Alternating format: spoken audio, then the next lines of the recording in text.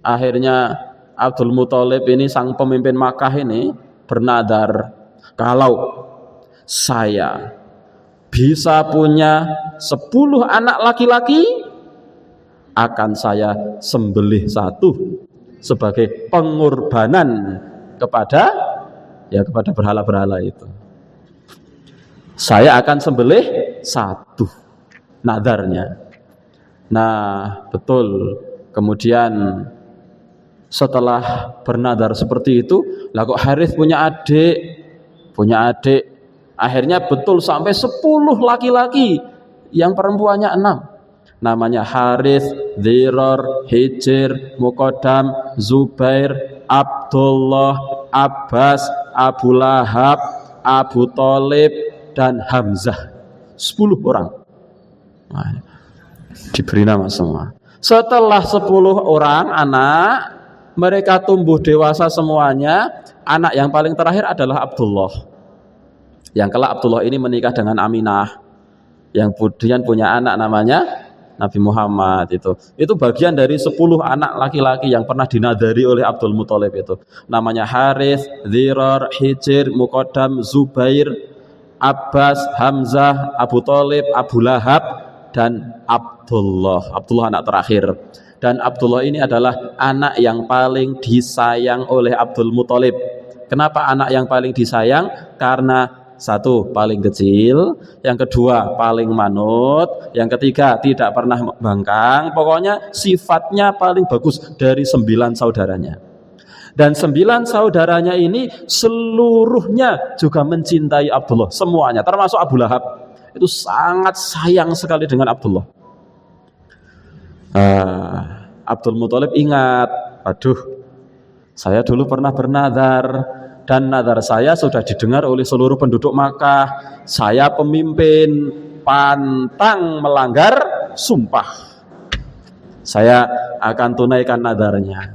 Akhirnya mengumpulkan semua anaknya yang 10. Wahai anakku, saya pernah bernadar, disaksikan oleh seluruh penduduk Makkah. Kalau saya punya anak 10 laki-laki, saya akan menyembelih 1. Siapa di antara kalian yang mau disembelih? Wahai ayah, ya, undi saja. Diundi. Undian zaman dulu belum ada kertas, pakai batu. 1 batu, 2 batu, 10 batu, masing-masing batunya diberi nama Harith, Dhirar, Hijr, Muqaddam, Zubair, Abdullah, Abbas, Hamzah, Abu Thalib, Abu Lahab, di nama. Kocok, diambil, tutup matanya Abdul Muthalib, dibuka. Yang keluar nama Abdullah. Makdek. Abdul Muthalib makdek. Ini anak yang paling disayang dan juga disayang oleh 9 saudaranya. 9 saudaranya semuanya mak teratap. Wahai ayah, ulang. Silahkan engkau sembelih salah satu dari kami, tapi jangan, kalau Abdullah jangan. Ini 9 saudaranya enggak rela kalau Abdullah. Ulang ya, ulang. Ambil. Qadarullah, Allah menakdirkan begitu. Ambil, ternyata yang keluar masih nama Abdullah. Sampai 3 kali. Ya sudah, wahai anak-anakku semua, ini memang sudah Abdullah yang harus saya sembelih. Kita sembelih. Singkat cerita, digelar semacam, bukan pesta digelar bukan pertunjukan persembahan. Ini suatu Makkah diundang semua. Kemudian ingin menyembelih Abdullah, sudah mau disembelih. Ada satu orang yang angkat tangan, wahai Abdul Muthalib, ya, engkau benar-benar ingin melakukan ini? Loh, ini nadar saya pemimpin, pantang untuk melanggar nadar, pantang melanggar sumpah.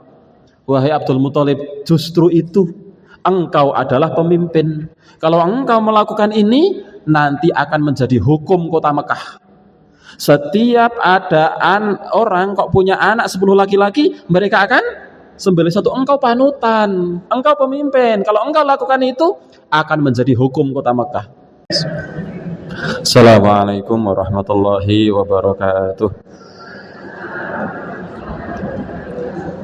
Alhamdulillahi rabbil alamin, alhamdulillahi ala ihsanih, wa syukru lahu ala taufiqihi wa amtinanih, Asyhadu an la ilaha illallah wahdahu la syarika lahu ta'dhiman li sya'nih wa asyhadu anna Muhammadan abduhu wa rasuluh da'iyan ila ridwanih.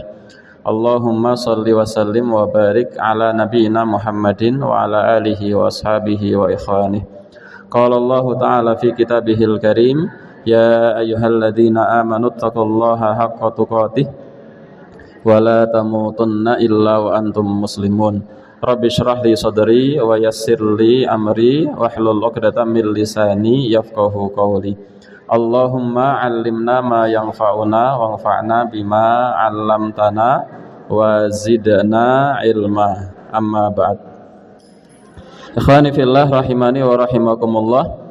Bapak Ibu yang semoga senantiasa dirahmati oleh Allah Subhanahu wa taala. Senantiasa kita bersyukur kepada Allah Subhanahu wa taala atas segala limpahan nikmat dan karunia yang Allah Subhanahu wa taala telah berikan kepada kita semua. Allah Subhanahu wa taala masih memberikan kita nikmat iman, nikmat Islam. Allah Subhanahu wa taala masih memberikan kita nikmat kesempatan untuk hadir di pertemuan pagi hari ini dalam rangka untuk thalabul ilmi. Semoga apa yang kita niatkan di pagi hari ini dicatat oleh Allah Subhanahu wa taala sebagai amal pemberat timbangan kebaikan kelak kita di akhirat. Shalawat dan salam semoga senantiasa tercurahkan kepada uswah kita, teladan kita, baginda Nabi Agung Nabi Muhammad sallallahu alaihi wasallam, keluarganya, sahabat-sahabatnya, para tabi'in, tabi'ut tabi'in, dan seluruh umatnya yang istiqomah menjalankan agama Islam sampai datangnya hari kiamat kelak.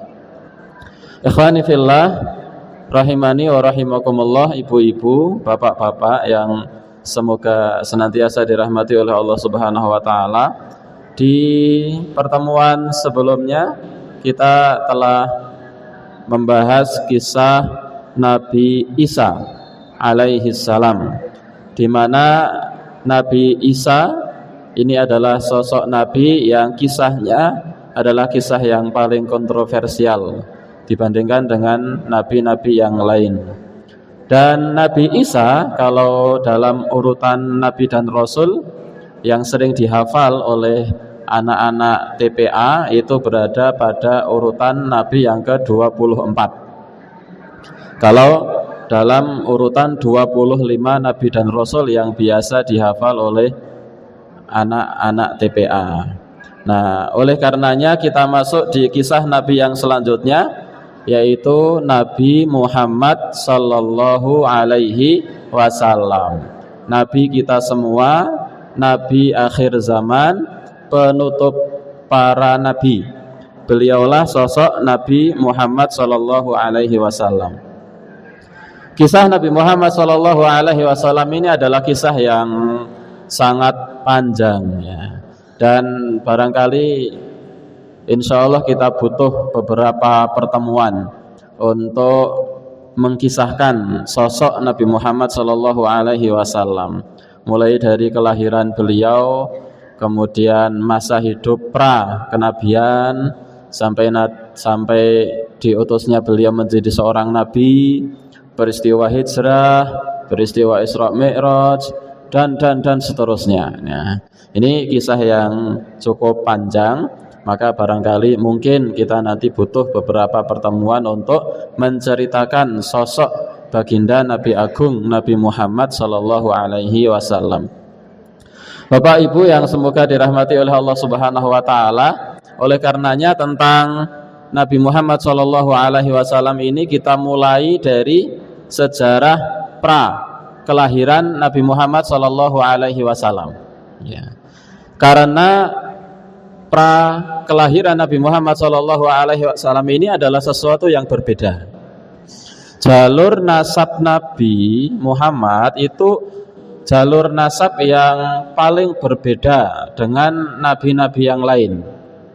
Kalau kemarin kita membahas Nabi Isa, itu ada kaitannya dengan Nabi Yahya, ada kaitannya dengan Nabi Zakaria. Kalau ditarik ke atas itu ada kaitannya dengan Nabi Sulaiman, Nabi Dawud, Nabi Musa. Itu berada pada jalur nasab yang sama.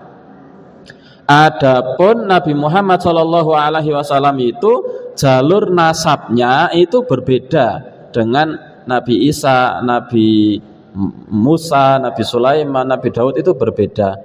Bertemunya nanti ya hanya di Nabi Ibrahim, baru jalur nasab mereka bertemu di Nabi Ibrahim. Oleh karenanya nabi-nabi yang kemarin sering kita sampaikan, Nabi Musa, Nabi Sulaiman, Nabi Dawud, ya, Nabi Isa, Nabi Yahya, Nabi Zakaria, itu wilayah dakwahnya itu kurang lebih di sekitar tanah Syam, ya, di sekitar tanah Syam yang hari ini menjadi Palestina, yang hari ini menjadi wilayah yang dijajah oleh Israel, nah itu Yordania, daerah-daerah sana itu. Sementara Nabi Muhammad SAW itu lahir di tanah yang bukan tanah itu. Tapi Nabi Muhammad SAW lahir di Jazirah Arab, yang tepatnya di sebuah kota yang bernama Makkah. Yang sebelumnya di situ tidak ada nabi, kecuali dulu Nabi Ismail. Jadi Nabi Muhammad kan lahir diutus di Makkah, kemudian pindah ke Madinah. Di situ itu tidak pernah ada nabi. Dulu adanya nabi ya Nabi Ibrahim sama Nabi Ismail ribuan tahun yang lalu.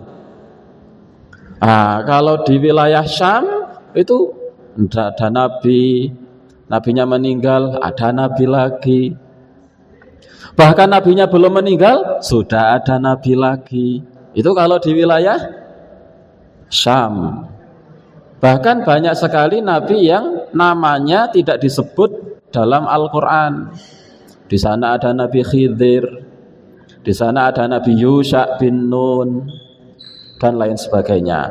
Nah, sementara di wilayahnya Nabi Muhammad SAW yaitu di Makkah, sebelum Nabi Muhammad diutus jadi nabi itu nggak ada nabi, ribuan tahun nggak ada nabi.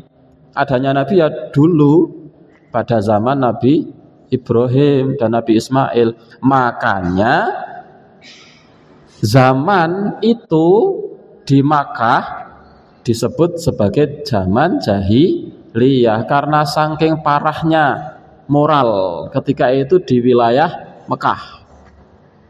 Baik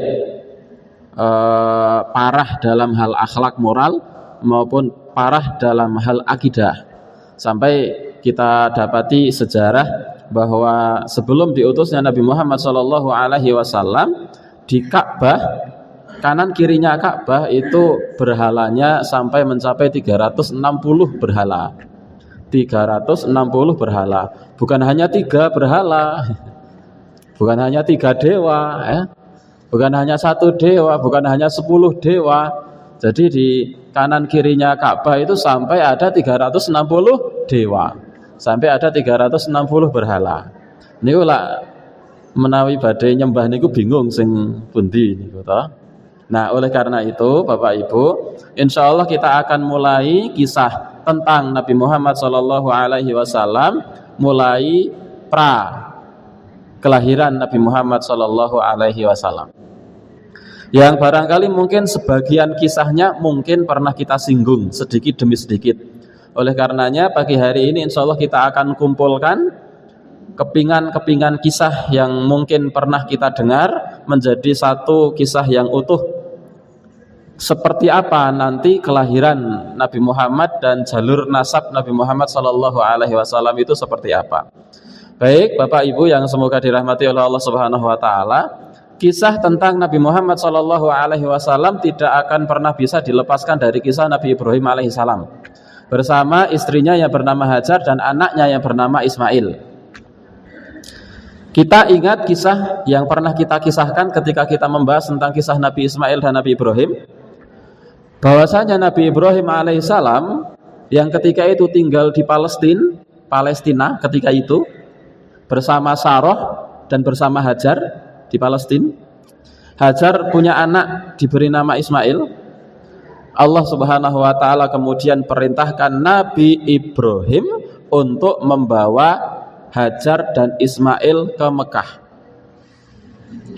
Yang kalau kemudian kita baca dalam sirah yang ditulis oleh Syekh Sami Said dalam buku beliau yang berjudul Al-Yatim, disebutkan bahwasanya mereka naik unta. Ini disebutkan oleh Syekh Sami Said dalam buku beliau. 2 unta. Yang satu unta dinaiki oleh Ibrahim dan satu unta dinaiki oleh Hajar dan Ismail, begitu. Sampai di Makkah mereka bertiga, akhirnya Nabi Ibrahim alaihissalam balik kanan kembali ke Palestina. Nah, kemarin kan sudah kita jelaskan tentang hal ini. Nah, singkat cerita, Ibunda Hajar dan Ismail yang masih bayi, bukan hanya masih kecil, masih bayi yang masih dalam buaian, itu tinggal di Mekah, yang ketika itu Mekah adalah tanah tandus tak berpenghuni. Jangankan pohon, rumput pun tidak ada. Jangankan hewan, semut pun susah ditemukan. Ini tanah tandus yang Allah gambarkan biwadin ghairi dzi zar'in, di sebuah tanah tandus tanpa ada satu pun tumbuhan yang tumbuh. Rumput saja enggan untuk tumbuh di situ. Padang pasir yang biasanya ada kaktus, kaktus pun enggak mau tumbuh di situ ketika itu. Maka sebagaimana kisah yang sudah kita dengar sering, Hajar menyusui Nabi Ismail di situ berdua, sendirian berdua. Lama-lama air susunya habis. Lama-lama sudah tidak keluar lagi air susunya. Lama-lama Ismail bayi itu menangis karena kehausan, kelaparan. Maka Ibunda Hajar lari ke Bukit Sofa. Kayaknya di Bukit Sofa ada air. Sampai di Bukit Sofa kok nggak ada air. Melihat di Bukit Marwah, di sana sepertinya ada air. Yang ternyata apa namanya? Fata Morgana. Fata Morgana ini bahasa Jawa nih, no? Fata Morgana. Sepertinya ada air. Lari ke Marwah. Nama aslinya Marwah, MARWAH. Mim ro wawu tak marbutoh, Marwah. Kalau kita namanya Marwah, ini artinya Marwah. Sampai di Bukit Marwah, kok ternyata di sini nggak ada apa-apanya. Sepertinya tadi di sini ada air. Lihat ke Bukit Sofa, loh, itu di Sofa sepertinya ada air. Lari lagi ke Bukit Sofa, kok nggak ada. Sepertinya tadi ada. Lihat ke Bukit Marwah, sampai 7 kali tidak menemukan apa-apa. Saat Hajar itu berlari-lari kecil antara Bukit Sofa dan Bukit Marwah, Allah Subhanahu wa taala memberikan ilham kepada Ismail kecil untuk memukul-mukul tanah dengan kakinya. Napa niku namanya bahasa Indonesia niku? Menjejek-jejekkan niku napa? Memukul tanah dengan kakinya, dijejek-jejekkan. Yang akhirnya kemudian muncul air. Hajar yang sudah 7 kali lari-lari antara Sofa sama Marwah, melihat Ismail, loh kok malah kayaknya di kakinya Ismail ada air. Langsung menuju ke Ismail, yang memang ternyata di kanan kirinya Ismail, di kakinya Ismail ini, di tanah di kakinya Ismail ada air. Semakin Ismail menjejak-jejakkan kakinya di tanah itu, semakin semakin banyak air yang keluar.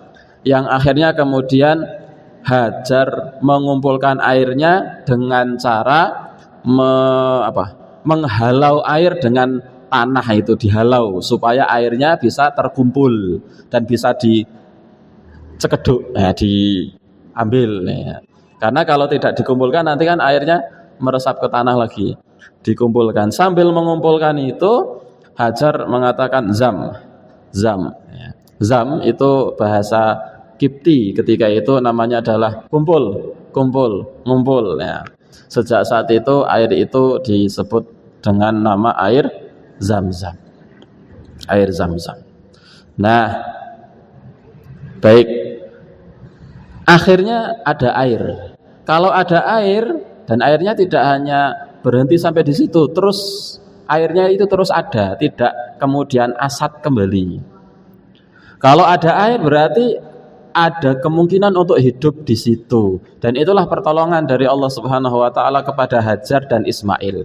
Pertolongan dari Allah Subhanahu wa taala kepada Hajar dan Ismail tidak berhenti sampai di situ. Bapak Ibu, pada waktu itu, di waktu itu, di zaman itu, di waktu itu, di hari itu, di daerah Yaman itu ada di sebelah selatan. Kalau kita lihat peta dunia, di negara Yaman di waktu itu kan di sini Hajar sama Ismail kan. Sementara di Syam sana ada Ibrahim sama Sarah dan kaumnya di sana bersama berdakwah kepada kaumnya. Ini Hajar sama Ismail di sini. Di selatan di daerah Yaman ada dua suku besar, dua bangsa besar di Yaman. Yang pertama namanya suku Jurhum. Yang kedua namanya suku Khuza'ah. Ini pernah kita singgung, tapi hari ini kita kumpulkan cerita-cerita itu. Ada suku Jurhum sama suku Khuza'ah. Nah, suku Jurhum sama suku Khuza'ah itu adalah dua suku besar yang mendiami Yaman. Pada waktu itu, suku Jurhum telah bersepakat untuk transmigrasi, ya, bahasa kita ya, untuk pindah hijrah dari Yaman. Mereka sudah tidak betah lagi di Yaman, karena ketika itu Yaman juga kota yang kering ketika itu. Nah, dari Yaman suku Jurhum ingin pindah kemana? Ke peradaban yang lebih modern. Kemana itu? Ke Syam yang ditinggali sekarang oleh Nabi Ibrahim. Sementara suku Khuza'ah tidak mau ikut. Suku Khuza'ah di Yaman ingin tetap berdiam diri di Yaman, mempertahankan negerinya. Mulailah melakukan perjalanan si suku Jurhum semuanya. Bukan hanya 10 orang, 20 orang, ini satu suku besar. Semuanya pergi, semuanya hijrah semuanya. Dari Yaman menuju arah Syam. Nah, menuju arah Syam itu melewati jalur pinggir. Sampai perjalanan mereka sudah berhari-hari, sudah berbulan-bulan. Sampailah mereka di tepian Makkah. Yang ketika itu belum bernama Makkah. Di tepian Makkah, ini misalnya Makkah, ini Makkah, lewat sini, ini lewat jalur sini, ingin ke Syam lewat jalur sini. Sampai di sini kok mereka melihat di arah Makkah, mereka melihat di langit Makkah itu ada burung-burung terbang mutar-mutar di sana banyak. Insting mereka, insting naluri pengembaraan mereka mengatakan bahwasanya kalau di sana ada burung berputar-putar, pasti di bawahnya ada sumber air. Maka mereka kemudian mengutus satu orang untuk berjalan ke arah burung itu. Sampai di sana, betul, ternyata di bawahnya ada sumber air, yaitu sumber air Zam-Zam itu. Yang ternyata di sana sudah ada 2 orang, yaitu Hajar dan Ismail. Maka akhirnya mereka meminta izin. Mereka semuanya datang ke situ meminta izin. Wahai Hajar, bolehkah kami tinggal di sini? Hajar mengizinkan. Hajar senang, ya. Akhirnya mereka punya teman di situ. Karena fikirnya orang-orang ini, kalau di situ ada air maka akan bisa digunakan sebagai sumber kehidupan. Maka mereka membuat peradaban baru di situ. Jadilah kota itu menjadi kota Makkah yang hari ini kita kenal sebagai kota Makkah Al-Mukarramah. Itu awalnya orang-orang ini yang bahasa kita sekarang apa, yang boba alas. meskipun nggak ada alasnya, bobak padang pasir ya. Jadi ada kehidupan di situ. Mereka membuat rumah, mereka membangun pasar, mereka macam-macam di situ. Jadilah sebuah peradaban baru di tanah Makkah. Ini di Makkah. Baik. Selanjutnya setelah di Makkah itu ada apa namanya? Peradaban baru, kota, terus tumbuh menjadi kota yang maju, terus tumbuh menjadi kota yang ramai. Ismail tumbuh dewasa, tibalah saatnya Nabi Ismail alaihissalam menikah. Singkat cerita, Nabi Ismail akhirnya menikah dengan seorang perempuan dari suku Jurhum ini. Jadi salah satu dari suku Jurhum ini perempuannya dinikahi oleh Ismail. Dan ketika itu yang memimpin Makkah, ini penting, yang memimpin Makkah adalah Ismail. Kenapa kok Ismail diangkat menjadi pemimpin Makkah? Karena Ismail yang pertama kali tinggal di situ bersama ibundanya yang bernama Hajar. Maka Ismail itulah setelah Ismail dewasa, ialah yang memimpin Makkah. Dan telah disepakati bersama ketika itu, orang yang memimpin Makkah adalah Ismail dan seluruh keturunannya. Artinya pokoknya modelnya seperti kerajaan. Ya. Jadi kalau Nabi Ismail meninggal dunia, yang memimpin adalah anaknya. Kalau anaknya meninggal dunia, ini yang memimpin adalah anaknya lagi terus begitu. Ini sudah kesepakatan Mekah ketika itu. Nah, Bapak Ibu, tibalah saatnya Nabi Ismail meninggal dunia. Kemudian kepemimpinan beralih kepada putranya, kemudian beralih kepada putranya, meninggal dunia beralih kepada putranya, meninggal dunia beralih kepada putranya, sampai sudah ada beberapa generasi, sampai tibalah saatnya keturunan Ismail yang kesekian, wallahu a'lam keberapa, ada seorang dari keturunan Nabi Ismail alaihissalam ini yang bernama Fihir. Ini yang memimpin Makkah. Ini keturunan Nabi Ismail yang kesekian. Namanya siapa? Fihir. Fihir itu punya nama alias, nama paraban. Nama aliasnya Fihir adalah Quraisy. Nama aliasnya Fihir adalah Quraisy. Quraisy itu jadi nama aliasnya Fihir. Nama aliasnya Fihir adalah Quraisy. Sejak saat itu orang-orang di situ disebut suku Quraisy. Maksudnya sukunya Fihir, sukunya Quraisy. Itulah awal mula penamaan ada nama Quraisy. Sampai dalam Al-Quran ada surat namanya surat Quraisy, li'ilafi Quraisy. Itu Quraisy itu namanya Fihir. Fihir itu punya nama alias namanya Quraisy. Nah, Bapak Ibu, pada saat Mekah dipimpin oleh Quraisy atau yang nama aslinya adalah Fihir di Yaman, itu kan ketika itu masih ada satu suku. Siapa sukunya? Khuza'ah. Khuza'ah mendengar kabar bahwasanya suku tetangga mereka yang bernama suku Jurhum berhasil membangun peradaban di Mekah. Akhirnya suku Khuza'ah ini ingin ikut hijrah ke Makkah karena mereka di Yaman sudah tidak makmur, tidak gemah ripah loh jinawi. Mereka ingin pindah dari Yaman menuju Makkah. Jadi suku Khuza'ah ingin ikut dengan saudara suku mereka yang bernama suku Jurhum.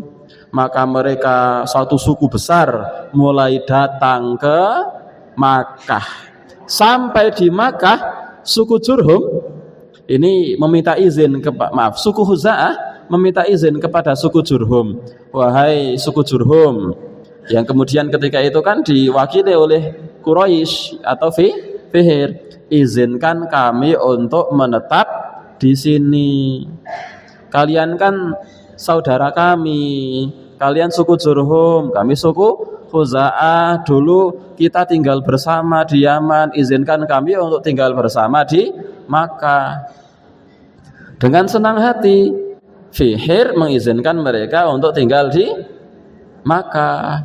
Tapi hari berganti hari, bulan berganti bulan, tahun berganti tahun, suku Khuza'ah itu ketika itu adalah orang yang dikasih napa nika? Wai'ati njaluk rempelo. Air susu dibalas dengan air tuba. Akhirnya suku Khuza'ah ini kemudian bagaimana caranya supaya bisa menguasai suku Jurhum. Mereka nggak mau kalau di Mekah itu mereka hanya tinggal. Mereka harus memimpin. Padahal siapa yang memimpin ketika itu? Fihir Quraisy dari suku Jurhum. Keturunan Ismail sama istrinya. Kan istrinya Ismail dari suku Jurhum. Nah, akhirnya singkat cerita mereka membuat tipu daya. Mereka membuat makar. Akhirnya mereka menggulingkan kepemimpinan suku Jurhum. Suku Jurhum kalah. Yang dipimpin oleh seseorang yang bernama Quraisy ini atau Fihir ini, mereka kalah. Akhirnya dikuasailah kota Makkah oleh suku Khuza'ah. Pada saat itulah dari suku Khuza'ah ada seseorang yang bernama Amr bin Luhai Al-Khuzai membawa berhala ke Mekah. Saat itulah mulai ada berhala di Mekah. Akhirnya tambah lagi sampai akhirnya berhalanya sangat banyak sekali. Suku Khuza'ah menjadikan suku Jurhum suku yang termarginalkan. Suku Khuza'ah menjadikan suku Jurhum diintimidasi. Pokoknya ini suku Jurhum akhirnya dijajah. Ya, itulah penjajah ya. Datang ke sebuah negeri, pendatang tetapi ingin menguasai, seperti orang Belanda zaman dulu kan, datang ke Indonesia padahal mereka pendatang tetapi ingin menguasai Indonesia. Nah, kalau dulu orang Belanda datang ke Indonesia menjajah Indonesia itu berapa tahun nih Bu? 350 tahun. Ini suku Khuza'ah menjajah Mekah yang di sana banyak orang suku Jurhum, itu dijajah selama 500 tahun. Inilah lebih panjang daripada penjajahan Belanda atas Indonesia ini. Penjajahan suku Khuza'ah atas suku Jurhum di Mekah itu sampai 500 tahun.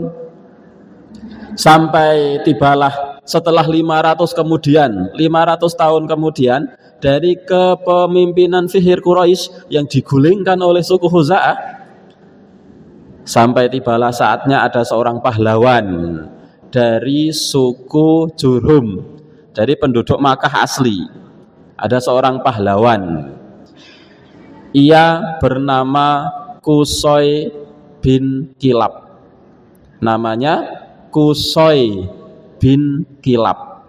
Qusay bin Kilab ini adalah orang yang tidak setuju dengan penjajahan suku Khuza'ah. Qusay bin Kilab ini jalur nasabnya sambung ke Fihir dan sambung ke Nabi Sulaiman, ke Nabi Ismail alaihi salam. Nabi Ismail ini masih keturunan Quraisy ini, si Qusay bin Kilab, seorang pahlawan berusaha untuk merebut kekuasaan kembali dari suku Khuza'ah dengan berbagai macam cara, melakukan perlawanan, kalah. Segala cara untuk merebut kembali kepemimpinan Mekah dilakukan, tapi selalu gagal.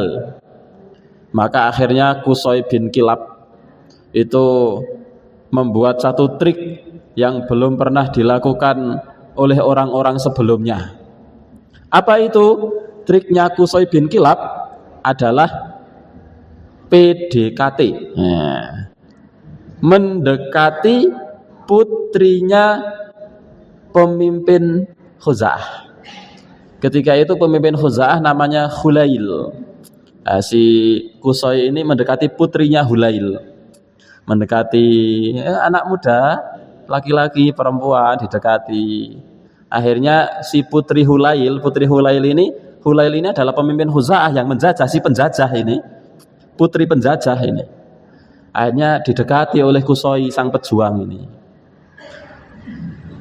Qusay ini orang yang ganteng, orang yang gagah. Putrinya Hulail kesengsem didekati oleh Qusay. Wah ini kelepek-kelepek ya, didekati oleh Qusay. Akhirnya jatuh cinta. Si putri penjajah ini jatuh cinta kepada Qusay bin Kilab. Akhirnya Qusay bin Kilab melamar putri Hulail. Hulail ini pemimpin para penjajah itu. Dilamar. Hulail sebelumnya nggak setuju, ini dari suku Jurhum. Kalau kamu menikah ya menikah sama suku Huza'ah. Tapi sudah kadung tresno, kadung jatuh cinta, susah untuk dipisahkan. Akhirnya Hulail, ya sudah, kalau begitu saya restui, kamu saya nikahkan dengan Qusay bin Kilab. Menikahlah Qusay bin Kilab dengan putrinya Hulail ini. Menikah jadi keluarga yang sakinah, mawadah, warahmah. Jadi keluarga yang utuh, bahagia. Hari berganti hari, bulan berganti bulan, tahun berganti tahun. Tibalah saatnya Qusay bin Kilab melaksanakan rencananya. Apa rencananya? Kan ini Qusay bin Kilab akhirnya kan menjadi menantunya Hulail, kan? Menjadi menantu penjajah ini. Akhirnya Qusay bin Kilab dari suku Quraisy ini mendeklarasikan diri. Naik tahta, saya hari ini pemimpinnya. Ini memproklamirkan diri merdeka. Ini sang proklamator Mekah itu siapa namanya? Qusay bin Kilab. Jadi ini jadi kemerdekaannya itu tidak diberi sebagaimana Indonesia dulu kan, oleh Jepang. Indonesia merdeka bukan atas pemberian, tapi memproklamirkan diri kita merdeka. Sama ini Qusay bin Kilab akhirnya memproklamirkan diri kita merdeka, saya pemimpinnya. Dan dukungan full dari orang-orang suku Jurhum. Suku Huza'ah nggak terima. Ini gimana ceritanya? Kita perang. Akhirnya singkat cerita mereka tidak kemudian angkat senjata, tapi mereka mengambil jalur damai. Bagaimana jalur damainya? Mereka bersepakat untuk datang ke seseorang yang seseorang ini dianggap sebagai orang yang sangat bijaksana. Seseorang ini adalah seseorang yang sering dimintai nasihat ketika ada perselisihan. Seseorang ini adalah orang yang disepuhkan. Seseorang ini adalah seseorang yang amat bijaksana dan dihormati keberadaannya. Namanya Ya'mur bin Auf. Umurnya ketika itu sudah 120 tahun. Namanya Ya'mur bin Auf. Mereka datang mengadukan permasalahan mereka. Kata Hulail yang berasal dari suku Huza'ah sang penjajah ini, wahai Ya'mur bin Auf, engkau dapati ini Qusay bin Kilab membuat satu rekayasa pura-pura menikahi anak saya. Tiba-tiba sekarang ia mendeklarasikan diri sebagai pemimpin yang kepemimpinan itu sebelumnya adalah punya saya. Kata Ya'mur bin Auf, alasan kamu apa wahai Qusay bin Kilab? Wahai Ya'mur bin Auf, kota Mekah ini dulu yang pertama kali datang ke sini adalah sukunya saya. Huza'ah lah yang dulu datang ke kita, kemudian merebut kepemimpinan kita. Mekah ini adalah punyanya nenek moyang kami. Kami pribumi asli. Huza'ah yang datang ke sini tiba-tiba merebut dulu 500 tahun yang lalu. Akhirnya Ya'mur bin Auf singkat cerita menetapkan satu keputusan, mulai hari ini Makkah menjadi miliknya suku Quraisy, dipimpin oleh Qusay bin Kilab. Kembalilah kepemimpinan Makkah dipimpin oleh Qusay bin Kilab. Ibu-ibu, bapak-bapak, Qusay bin Kilab akhirnya setelah diangkat menjadi pemimpin punya program. Nah, programnya bukan program MBG, Programnya adalah membuat Darun Nadwa. Apa itu Darun Nadwa? Darun Nadwa itu adalah pusat pemerintahan yang sebelumnya tidak ada. Jadi pusat kenegaraan. Semua manajemen negara diatur di situ. Diberi nama Darun Nadwa. Diberi nama Darun Nadwa. Ini pusat pemerintahan, semacam istana kerajaan ya. Tapi kan bukan kerajaan ketika itu ya. Pusat pemerintahan namanya Darun Nadwa. Qusay bin Kilab setelah membuat Darun Nadwa, akhirnya kepemimpinan Mekah menjadi sangat teratur, sangat rapi, gemah ripah, loh jinawi, aman, sentausa. Meskipun mereka masih melakukan perbuatan-perbuatan kejahiliahan, tapi dari sisi kepemimpinan oke. Dari sisi kepemimpinan oke. Nah, tibalah saatnya Qusay bin Kilab meninggal dunia. Bapak Ibu masih ingat peraturan dulu di Mekah zaman Nabi Ismail bahwa kalau meninggal dunia siapa yang menggantikan? Anaknya. Qusay bin Kilab meninggal dunia. Qusay bin Kilab ini kalau di jalur nasabnya bersambung kepada Nabi Ismail. Qusay bin Kilab meninggal dunia. Qusay bin Kilab itu berarti Qusay anaknya Kilab. Qusay bin Kilab meninggal dunia, maka kepemimpinan Makkah ketika itu diambil alih oleh Abduddar. Abduddar punya adik namanya Abdumanaf. Tapi Abduddar itu adalah orang yang tak punya sedikit pun bakat memimpin. Dipimpin oleh Abduddar malah kacau balau. Enggak punya bakat pemimpin. Akhirnya suku Quraisy ketika itu berunding. Kita agak keluar dari kesepakatan ya. Karena kesepakatannya bahwa kalau meninggal dunia yang menggantikan adalah anaknya, anak yang pertama. Cuma anak yang pertama ini tidak bisa memimpin, maka suku Quraisy yang penting anaknya. Akhirnya kepemimpinan diambil alih oleh Abdumanaf, anaknya Qusay bin Kilab yang kedua. Nah, setelah dipimpin oleh Abdumanaf, maka kemudian kembali teratur lagi, makmur lagi, aman sentausa kembali. Siapa yang memimpin ketika itu? Abdumanaf. Abdumanaf ini punya anak namanya Muttalib dan Hashim. Muttalib dan Hashim. Anak pertama Hashim, anak kedua namanya Muttalib. Abdumanaf meninggal dunia, maka kepemimpinan diambil alih oleh siapa? Hashim. Saya ulang, Qusay bin Kilab. Kepemimpinan diambil alih oleh Abdumanaf. Abdumanaf meninggal dunia, kepemimpinan diambil alih oleh Hashim. Hashim punya adik siapa namanya? Muttalib. Hashim. Tapi Hashim ini meninggal dunia ketika masih muda. Ingin digantikan anaknya. Anaknya namanya Syaibah, tapi masih bayi. Nah, masih bayi. Karena masih bayi, maka Syaibah ini dibawa oleh ibunya ke kampung kakeknya. Tidak tinggal di Mekah. Si Syaibah kecil ini. Harusnya kan setelah Hashim meninggal dunia yang memimpin siapa? Syaibah. Tapi Syaibah masih bayi. Akhirnya diasuh dulu oleh ibunya di kota sebelah. Karena masih bayi, kepemimpinan diambil alih oleh adiknya Hashim, namanya Muttalib.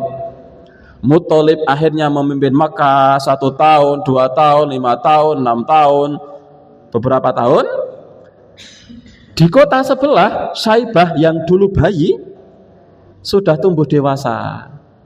Muttalib ingat, kepemimpinan ini bukan haknya saya. Muttalib orang bagus, tapi miliknya Syaibah. Muttalib akhirnya datang ke kota ke kampung halamannya Syaibah, membawa Syaibah pulang. Wahai Syaibah, diceritakan asal muasalnya, engkau itu begini, engkau itu begini, engkau adalah pemimpin, maka aku hanya menjalankan kepemimpinan sementara sebelum engkau dewasa. Sekarang pulang ke Makkah, memimpin Makkah. Syaibah mau.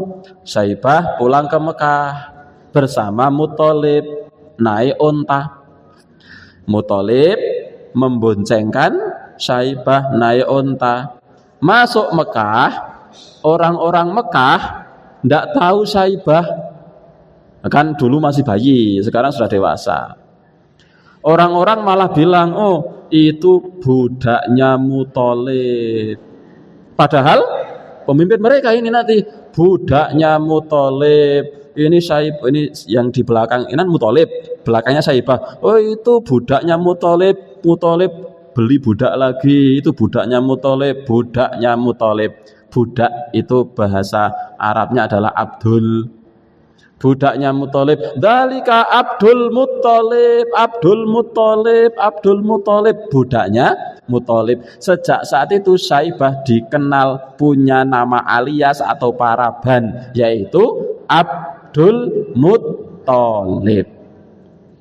Nah, itulah Abdul Muthalib, itu nama aslinya siapa? Syaibah. Abdul Muthalib datang ke Mekah, kemudian orang-orang, ini bukan budaknya Muthalib, ini Syaibah, pemimpin kalian. Ini anaknya Abdul Manaf ini, anaknya Hashim ini. Tapi orang-orang sudah kadung menyebut Abdul Muthalib, ya sudah.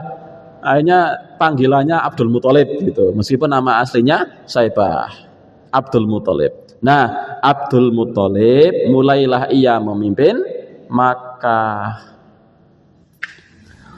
Abdul Muthalib menikah, punya anak. Total anaknya kurang lebih 16. Nah, satu istri. Ibu-ibu purun ngontennya. 10 laki-laki, 6 perempuan. Tapi ada kisah unik di mana Abdul Muthalib ini ketika punya anak pertama laki-laki namanya Harits. Harits sudah dewasa, enggak juga ada adik. Ini kok anaknya kok satu ke orang dua adik meneh ki piye ceritane? Enggak punya adik lama, enggak punya adik padahal pengen punya anak lagi. Mosok anak saya cuma satu. Padahal zaman dulu itu terkenal dengan anak banyak, semakin banyak anak mereka semakin bangga ketika itu, zaman itu. Akhirnya Abdul Muthalib ini sang pemimpin Makkah ini bernadar, kalau saya bisa punya 10 anak laki-laki, akan saya sembelih satu sebagai pengorbanan kepada berhala-berhala itu. Saya akan sembelih satu, nadarnya. Nah, betul. Kemudian setelah bernadar seperti itu, lah kok Harits punya adik.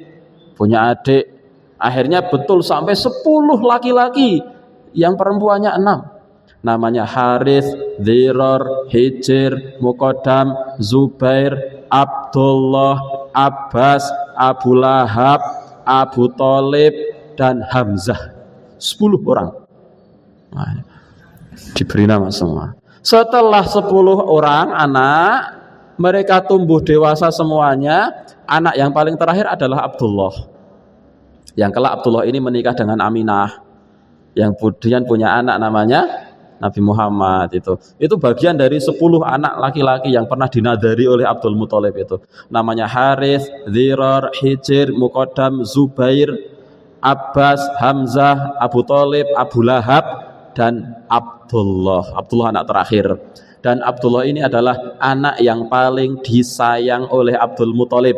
Kenapa anak yang paling disayang? Karena satu, paling kecil, yang kedua paling manut, yang ketiga tidak pernah bangkang, pokoknya sifatnya paling bagus dari 9 saudaranya.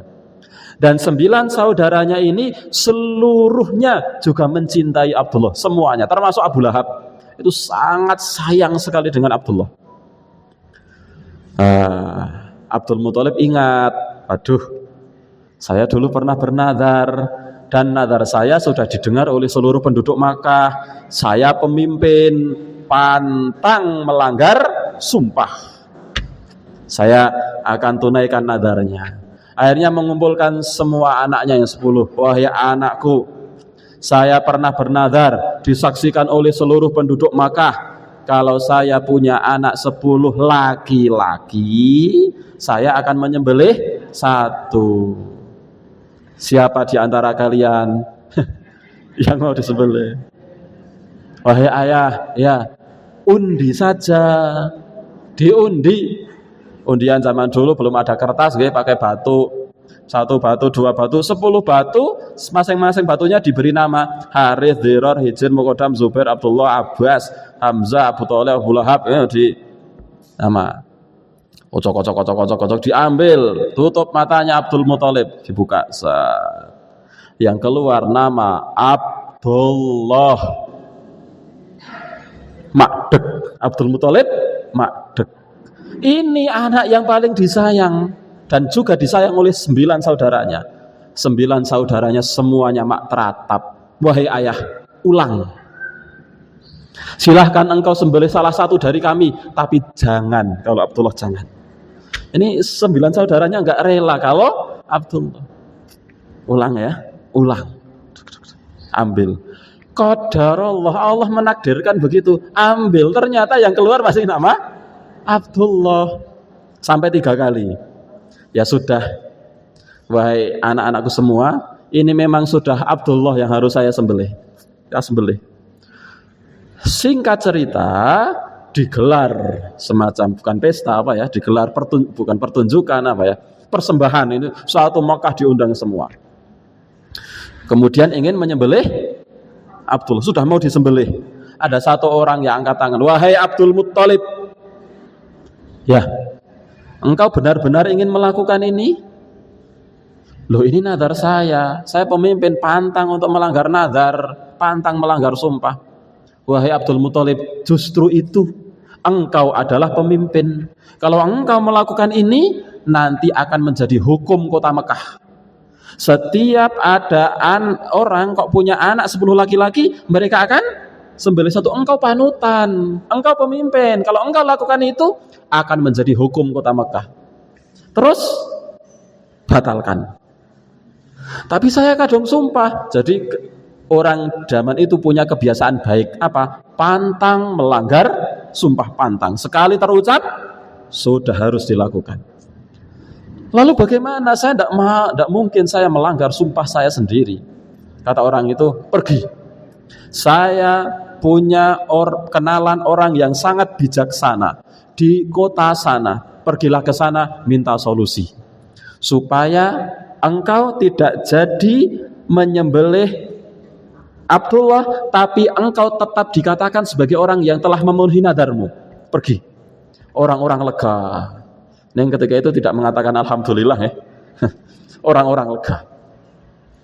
Abdul Muthalib datang ke orang yang dikatakan sebagai orang yang bijaksana itu. Sampai di sana Abdul Muthalib menceritakan kejadiannya begini, dan begitu.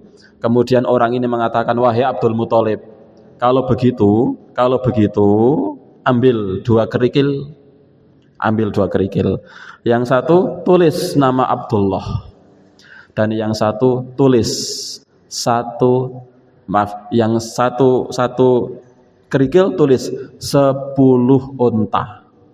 10 unta. Kamu ambil. Kalau yang terambil adalah 10 unta, sudah sembelihlah 10 unta. Dan kamu telah dikatakan sebagai orang yang memenuhi nadar. Lalu kalau yang terambil Abdullah, tambah lagi kerikilnya 1, tulis 10 unta. Dan kamu ambil lagi. Kalau kamu mengambil tulisan 10 unta, berarti maksudnya 10 unta dan bersama kerikil yang satunya. Berarti berapa unta? 20 unta kamu sembelih. Terus begitu. Baik.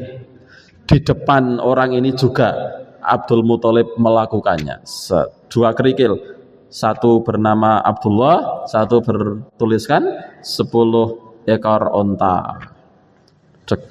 Yang terambil nama Abdullah. Nah, akhirnya harus nambahi satu kerikil yang bertuliskan 10 ekor onta.